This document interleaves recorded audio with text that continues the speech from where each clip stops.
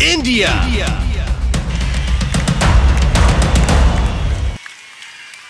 सुजात अंबेडकर आप आगे बढ़ो, सुजात अंबेडकर आप आगे बढ़ो, सुजात अंबेडकर संघर्ष करो, वंचित बहुजन आघाडीचा, वंचित बहुजन आघाडीचा. माननीय सुजातजी अंबेडकर, सर्वात प्रथम समतेचे विचार, समतेचा संदेश रुजवणाऱ्या सर्वांनो, तुमच्या सर्वांना माझा क्रांतिकारी जय भीम. मित्रांनो, आपण आजवरतीची जी परिस्थिती आली आहे ती जर बघून घेतली तर आपल्याला एक दृश्य दिसेल की या वंचित समूहातले तरुण जे आहेत, तमाम वंचित समूहातले तरुण, आदिवासी असोत, बहुजन असोत, दलित असोत, मुसलमान असोत, हे कुठलंही क्षेत्र आज सोडलं नाहीये जिकडे हे तरुण इकडच्या प्रस्थापितांच्या मागे राहिलेत. नुसते मागेच नाहीत राहिलेत तर त्यांच्या पावलावर पाऊल ठेवून त्यांना मागे टाकायला लागलेत आणि त्याचा ठसा उमटवणारे हे तमाम वंचित समूहातले युवक, यांना राजकारण कळतं, अर्थशास्त्र कळतं, समाजकारण, सोसायटी कळते, मीडिया आणि कल्चर कळतं, पॉप कल्चर कळतं, इन्फॉर्मेशन टेक्नॉलॉजी कळते. आता हे दिग्दर्शक म्हणून, चित्रकार म्हणून, कलाकार म्हणून, ऍक्टर्स म्हणून आणि क्रीडामध्ये पण स्वतःची ठसा उठवणार आहेत, ठसा उमटवत आहेत आणि पुढे येताना दिसत आहेत.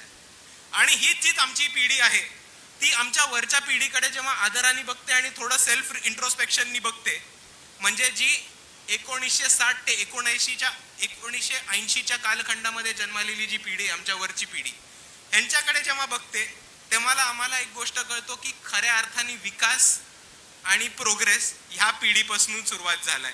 ह्या पिढीने महत्वाच्या पोझिशन्स स्वतःकडे काबू केल्यात, त्यांनी अधिकारी म्हणून समोर यायला लागलेत, बिझनेसमॅन म्हणून समोर यायला लागलेत, प्रायव्हेट सेक्टरमध्ये समोर यायला लागलेत आणि आमच्या पिढीचा विकास व्हावा, आमच्या पिढीला एक लढण्याची ताकद मिळावी असं वातावरण उभं केलंय आमच्या वरच्या पिढींनी.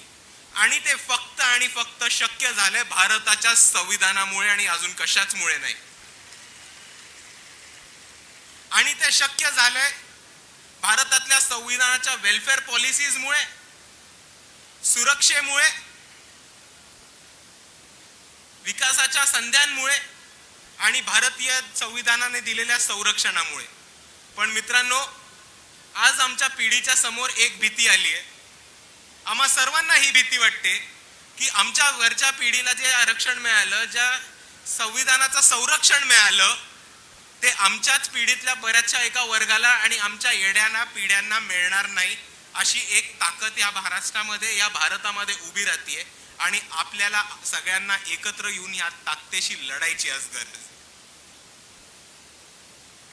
आणि जी लोक संविधान बदलण्याची बाता करतात, जी लोक संविधान बदलण्याची भाषा करतात, यांच्याबद्दल एक गोष्ट आपण सर्वांनी समजून घेऊया की संविधान बदलणं ह्यांच्या बापाला पण शक्य नाहीये. आणि इकडचं भाजप असेल, मोदी असतील, अमित शहा असतील, हाफ चड्डी घालून पळणारे RSS वाले असतील,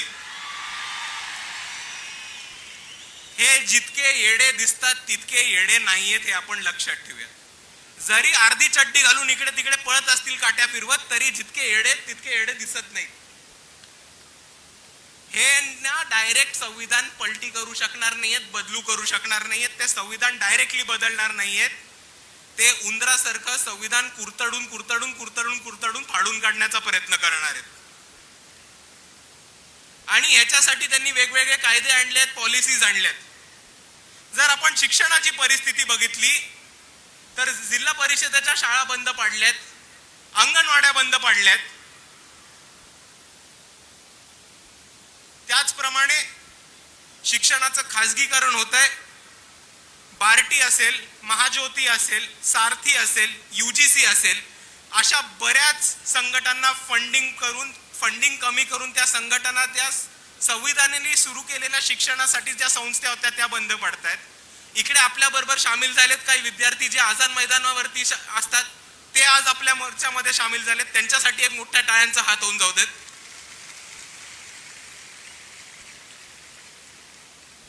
आणि ह्याच बाजूनी त्यांनी शिक्षणाचा रस्ता आपला बंद करायचा प्रयत्न सुरू केलाय. आणि दुसऱ्या बाजूला काय सुरू केलंय की जर आपण शिकून सवरून बाहेर पडलो तरी आपल्या मुलाबाळांना, आपल्या सर्वांना, इकडच्या युवकांना, तरुणांना नोकरीची संधी मिळणार नाही, नोकरी उपलब्ध होणार नाही, अशी व्यवस्था ह्यांनी करून ठेवली आहे. याचं एक महत्वाचं कारण म्हणजे इकडची ढासळती आर्थिक व्यवस्था. आणि अर्थव्यवस्था कोलमडल्यानंतर या देशामध्ये एक महत्वाचा घटक होता जो आपल्या सर्वांना जॉब्स उपलब्ध करून देत होता, तो म्हणजे भारताच्या संविधानाने सुरू केलेला सोशल वेलफेअर इकॉनॉमी मी सांगितलेला पब्लिक सेक्टर. पण आज हा पब्लिक सेक्टर इकडचा नरेंद्र मोदी असतील, इकडचे अमित शहा असतील, ते बंद करतात. आणि म्हणून बाळासाहेब दरवेळेस म्हणतात की इकडचे नरेंद्र मोदी जे आहेत ते दारुड्यासारखे आपला देश विकायला निघालेत. ह्याच्यावरती आपण लक्ष ठेवावं. मुंबईचाच उदाहरण द्यायला झालं तर बेस्ट बंद करून बेस्ट अदानीला दिली. तसंच मुंबईचा एअरपोर्ट अडानीला दिला, BSNL अंबानीला दिलं, एअर इंडिया विकली, भारतीय रेल्वेचं आणि भारतातले जे पोर्ट्स आहेत त्या पोर्ट्सचं खासगीकरण सुरू केलंय. आणि ह्याच सर्वांमध्ये अधिकारी, सरकारी अधिकारी ह्यांच्या नोकऱ्या, ह्यांच्या ज्या पोझिशन्स आहेत त्या आता कंत्राट भरतीवरती सुरू केल्यात. आणि मी आपल्या सर्वांना एक गोष्टीकडे लक्ष ठेवायला सांगतो की जेव्हा इकडचं सरकार, सरकारी नोकऱ्या, शासन आणि ज्याला आपण एक्झिक्युटिव्ह असं म्हणतो, हा विभाग जेव्हा हे कंत्राटी भरतीवरती देतात आणि कॉन्ट्रॅक्ट बेसिस वरती द्यायला सुरुवात करतात, तेव्हा एक गोष्ट लक्षात ठेवा की हे सरकार तुम्हाला ओरडून ओरडून सांगतंय की आम्ही हे सरकार चालवायला लायक नाही आहोत, म्हणून आम्ही हे सरकार ह्यांना भाड्यावरती देऊन टाकले. आणि हेच चालू होत असताना आपलं महाराष्ट्र राज्याचं सरकार इकडे तिकडे फिरत राहतंय आणि काय बोंबलतायत, शासन आपल्या दारी, शासन आपल्या दारी. अरे भावांनो, शासन आपल्या दारी कारण इकडचा शासकीय अधिकारी, शासकीय नोकर हे झालेत भाडेकरी. आणि ह्याच प्रकारे इकडच्या लोकांनी इकडच्या व्यवस्थेला मोडीत काढून, संविधानाचे एक एक मूल्य मोडीत काढून स्वतःचा आधुनिक मनुस्मृती संविधानामध्ये घुसवायचा प्रयत्न इकडच्या व्यवस्थेने केलाय.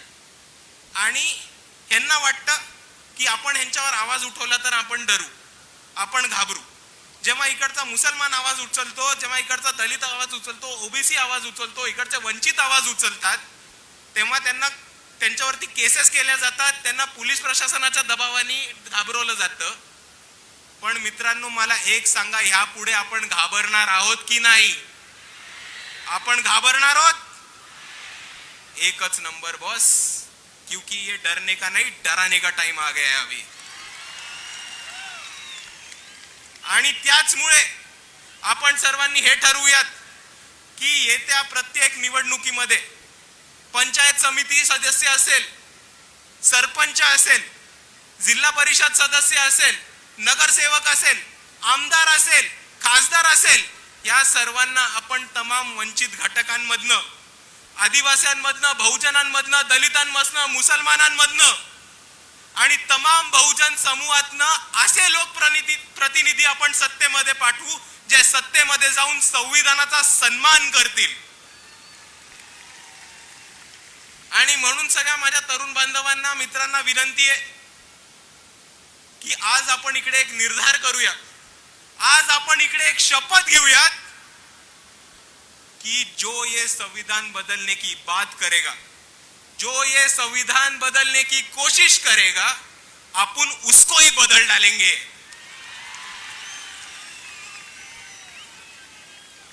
एवढं म्हणून मी माझे 2 शब्द थांबवतो. सर्वांना जय भीम, जय संविधान.